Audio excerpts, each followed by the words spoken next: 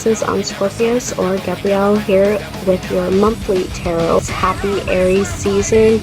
Aries out there, hope you have a fiery month of passion. So we're gonna jump right into it. I want to say I have lost and broken a lot of things. The door to the bedroom broken. My light for the camera broken. I lost the book to my GOETIA tarot. Damn.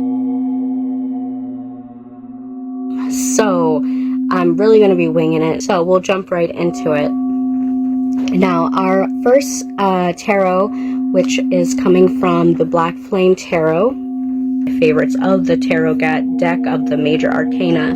The Hermit signifies definitely a time of going within, and it can come with it a lot of emotions that can make you feel lonely at times. Brings that type of energy is because the card is really asking you to go within and look at patterns of behaviors. I mean, a lot of the theme has been dogmas, identities, perceptions, and perspectives that need to be renewed.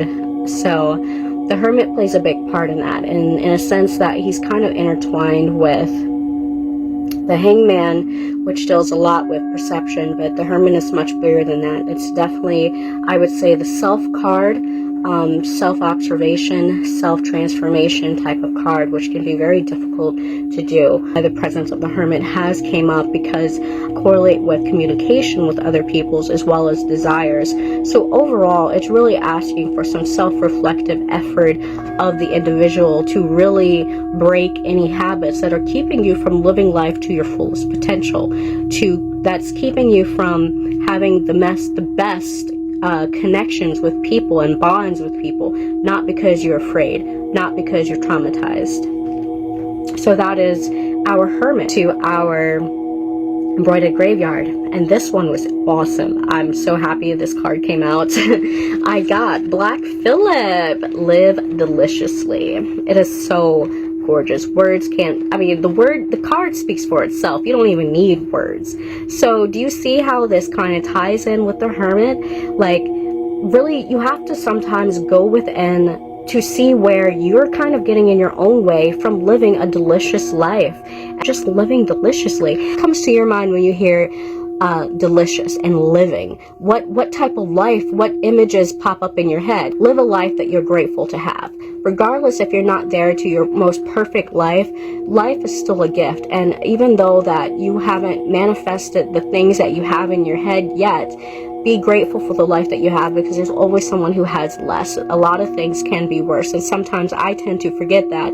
Please do not complain about anything to which you need not subject yourself, because as soon as you start complaining about it, you are sending out to the universe, this is what I actually want, what I'm complaining about.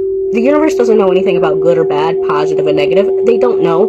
They just hear you putting out words, spells, casting spells on yourself and others that do not really serve you. So actually, because you have eaten from the knowledge, the tree of knowledge, you know that there's a difference between good, bad, negative, and positive.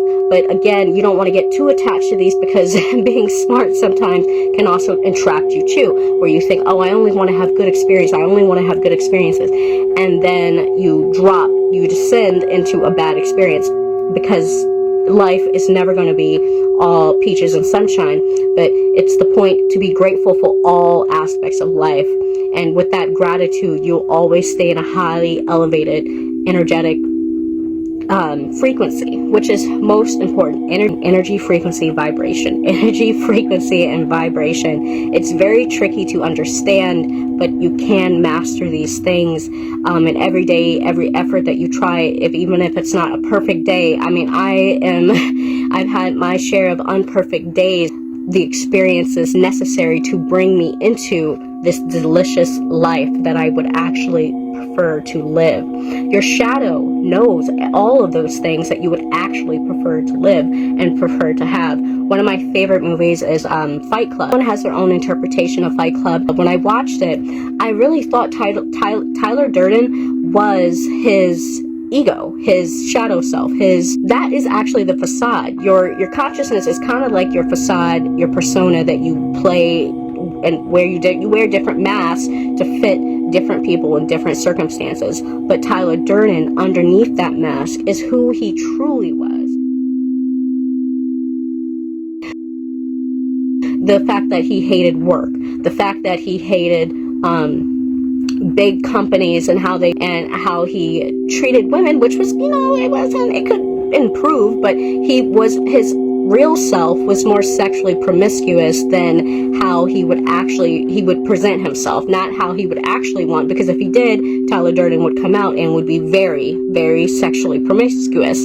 So your shadow, doing in that shadow work, which comes into play with this Hermit card, you can actually touch bases with parts of the person that you really would prefer to be, that wants to live a delicious life, but your conscious self is blocking out the subconscious desires, turning them into shadows, leaving them in the shadows because you want to be this fake mask, or it's not even about being fake, but this mask, this persona that is comfortable for you to, it's a lot of reasons why people wear masks, to fit in society, to fit in with their family, friends, or maybe you're just scared you're afraid of yourself. It could be so many things. And so it is necessary for you to do shadow work, which has to do with you going within and really pinpointing what your shadow actually wants. Who is the person within you that you would actually prefer to be, and what do they want, and do you want to bring this person out into the public to actually live a delicious life? Because there is nothing stopping you. There's nothing saying that you can and cannot do these things. I would highly suggest, because a lot of people's shadows want different things, and some of them are destructive. And in that case, I would definitely suggest finding a healthy outlet, but you need an outlet regardless. I'm not saying go out there and kill people if that's what your shadow wants. You really hate people. You want them all to die. Don't do that.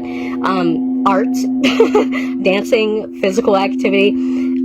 Find healthy ways, because you want to protect your vessel. You don't want to cause unnecessary destruction.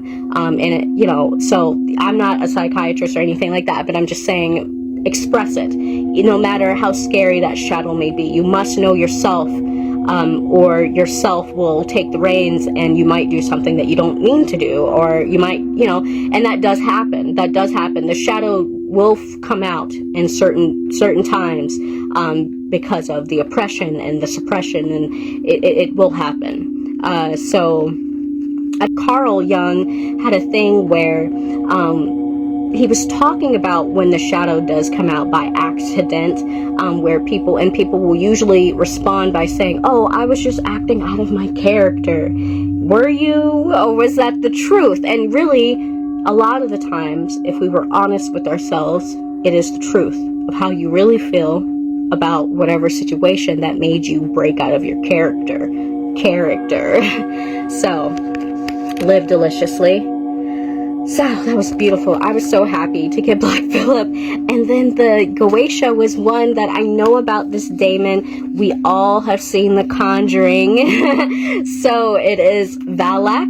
I think it's Valak. I'm going to put it down in the video. I don't know how to pronounce her name. I'm not sure if I'd call Valak a boy or girl. It looks like he has a penis. Oh my God!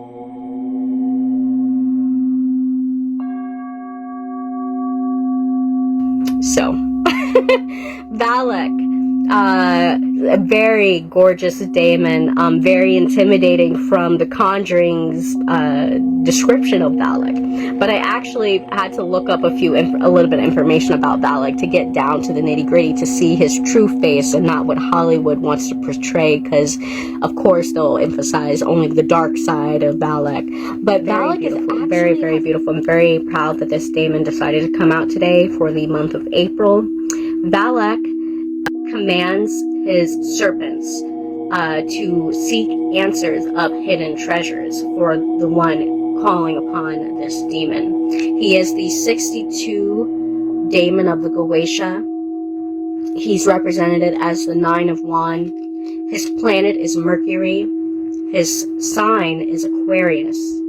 So, with that, I would say Valak is, with Aquarius, there are some mental aspects to him. The way that he communicates, and he would represent a lot of communication with others. And I would say these hidden treasures that the seeker is actually looking for. He does appear as a childlike figure with wings riding a two-headed dragon. Did I say dragon? I think it was a serpent. Two-headed dragon. Yeah, two-headed dragon.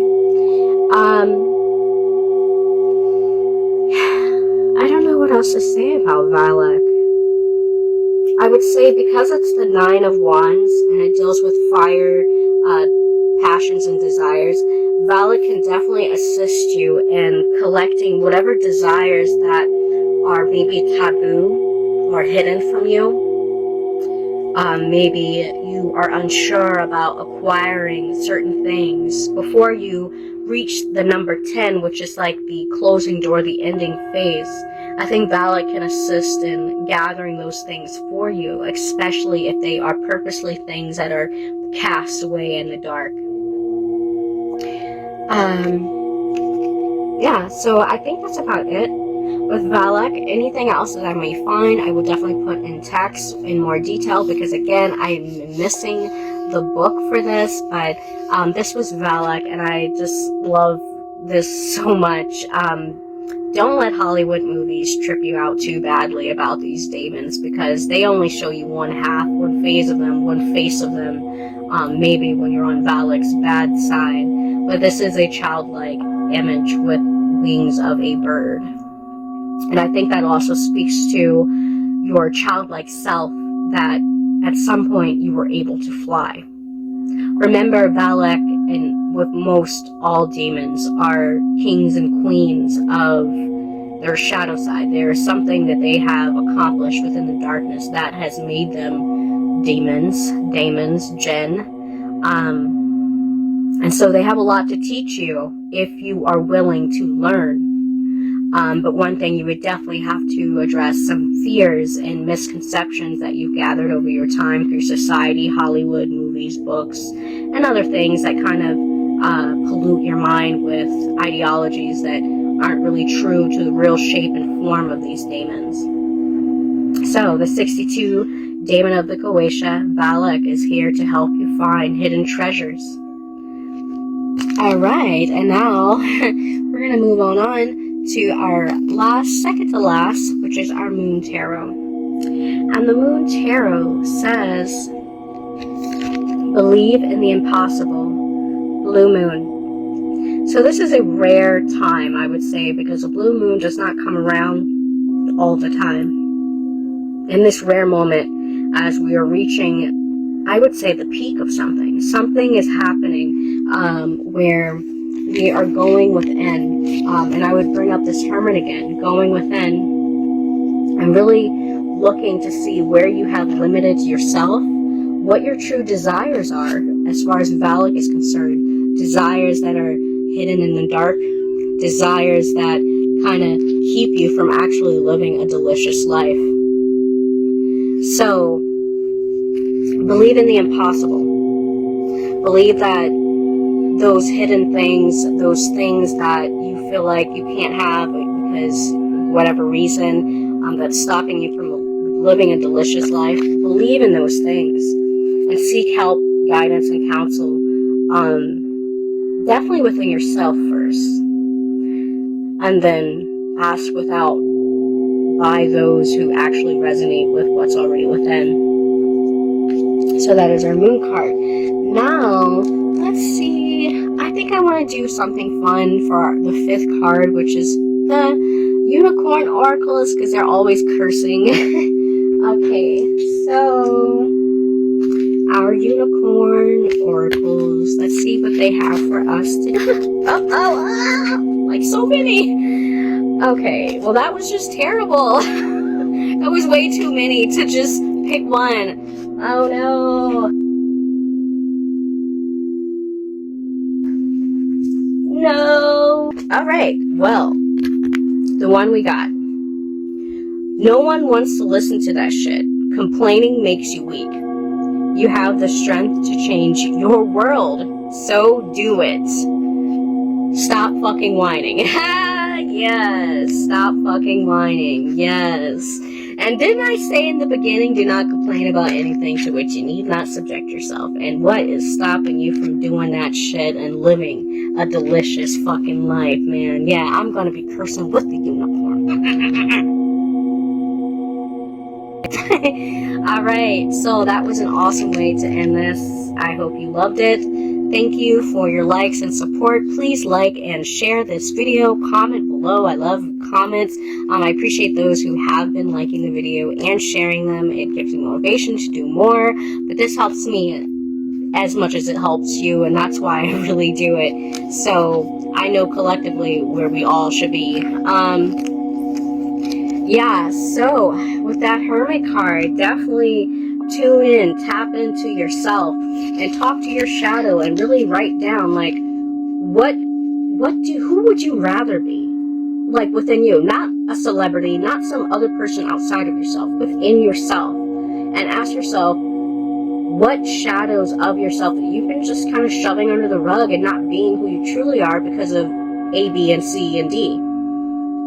So do that shadow work so that you can start living the most delicious life that you could possibly live based off of your own truest desires.